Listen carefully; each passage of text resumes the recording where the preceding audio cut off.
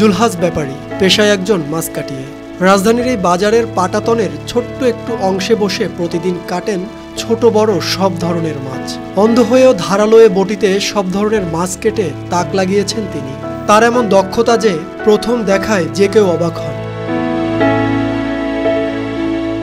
জুলহাস ছোটবেলায় হারিয়েছেন দৃষ্টিশক্তি, এরপরে হারান পরিবার, হয়ে পড়েন একা।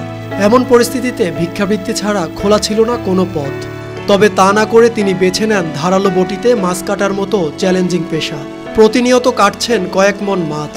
একজন সুস্থ স্বাভাবিক মানুষের কাছে যে কাজটি জটিল মনে হয়, সেখানে দৃষ্টিহীন জুলহাস আপন করে নিয়েছেন এই পেশাকে।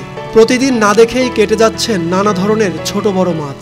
রিক্সা চালাইতে পারবো না, সিএনজি চালাইতে পারবো না, বড় গাড়ি চালাইতে পারবো না। আমার ব্যবসায়ীটা এটা করি হইতেই করার তো আর আমার কিচ্ছু নেই। মশলা এক্সপার্ট রাঁধুনি নিয়ে এলো টেস্টিং সল্ট মুক্ত রাঁধুনি স্বাদ মিশালি, স্বাদ হবে দুর্দান্ত। কতগুলা 1 মন 1.5 মন 2 মন এরকম পরে কিছু বাজার বুঝা আয় যা হয় এতে মনে করেন যে মোটামুটি আর কি চলা কষ্ট হয় আর কি করা যাবে। আর তার মাছ কাটা দেখে বোঝার উপায় নেই তিনি দৃষ্টিহীন।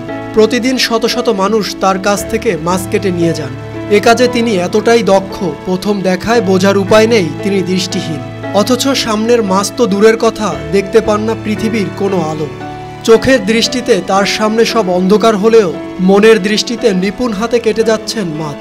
তার এমন দক্ষতা দেখে খোদ অবাক হন মাছ কাটাতে আসা ব্যক্তিরাও। হ্যাঁ, আমি এখানে সবসময় কাটাই, কিন্তু উনি যে অন্ধমের জানতাম না আগে, আজকে প্রথম জানলাম।